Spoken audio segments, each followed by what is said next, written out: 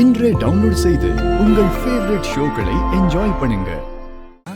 இதோ அம்மா ஸ்வீட் எடுத்துட்டு வரல. எனக்கு தான் முதல்ல அம்மா நான் தான் மூத்தவன், எனக்கு தான் முதல்ல தரணும். இப்படி வை.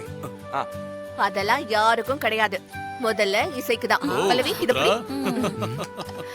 குட் நியூஸ் சொன்ன. இசைக்கு தான் முதல்ல பாயசம் கொடுக்கணும்.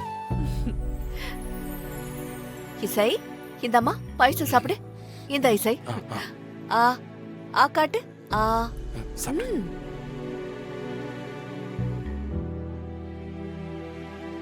என்னம்மா யோசிச்சுட்டே இருக்க? சாப்பிடு. ஆ இந்தம்மா சாப்பிடு.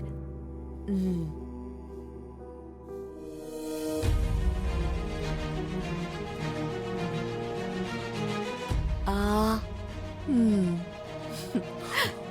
நல்லா இருக்கா?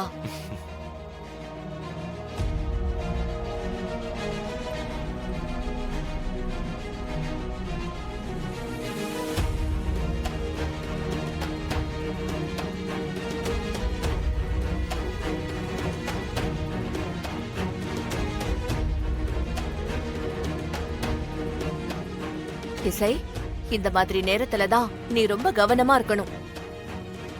குனிஞ்சு நிமிந்து எந்த வேலையும் செய்யக்கூடாது. வேகமா நடக்க கூடாது. மனச அமைதியா வச்சுக்கணும். புரிஞ்சுதா? புரியுது. விஷால், அம்மா அடிக்கடி இசை கூட விளையாட்டுக்கு கூட சண்டை போடக்கூடாது. இவளை டென்ஷன் பண்ணவே கூடாது. இவளை நீ தான் பத்திரமா பாத்துக்கணும். இவளோட வயித்துல நம்ம வீட்டு வாரிசு வளருது. புரியுதா? மா, நீங்க இசையை நினைச்சு வரியா பண்ணாதீங்க. அவ கால் கூட தரையில படாத மாதிரி அப்படியே அலேக்கா தூக்கிக்கிட்டே இருக்க. போதுமா?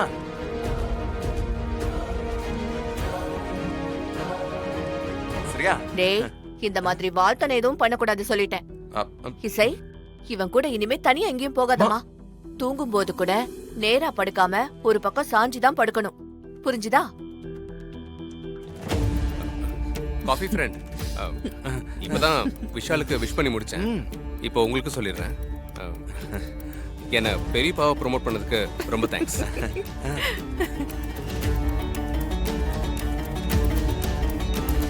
அசோக், அம்மா, நீ நிஜமாவே இந்த வீட்டுக்கு வந்த லக்கி சாம்டா. நீ வந்த நேரம் தான் நம்ம குடும்பத்துக்கு வாரிசு வரப்போகுது. ஒரு அம்மாவா என் பிள்ளைங்களுக்கு எதுவுமே வாழ்க்கையில சரியா அமையலையேன்னு பல நாள் நான் உங்க அப்பா கிட்ட சொல்லி வேதனைப்பட்டிருக்கேன். ஆனா இசை இன்னைக்கு எல்லா கவலையையும் சந்தோஷமா மாத்திட்டா.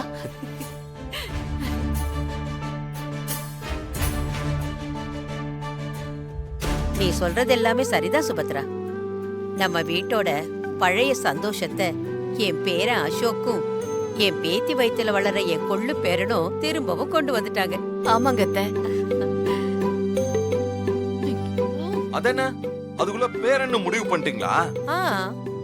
ஆல்ரெடி இந்த வீடு பாய்ஸ் ஹாஸ்டல் மாதிரி இருக்கு. இதுல வேற இன்னொரு பையன் வேற. எனக்கு இசை மாதிரி ஒரு அழகான கியூட்டான கேர்ள் பேபி தான் வேணும்.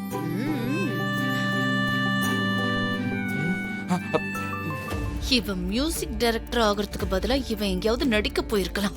என்ன நடிப்பு நடிக்கிறான்?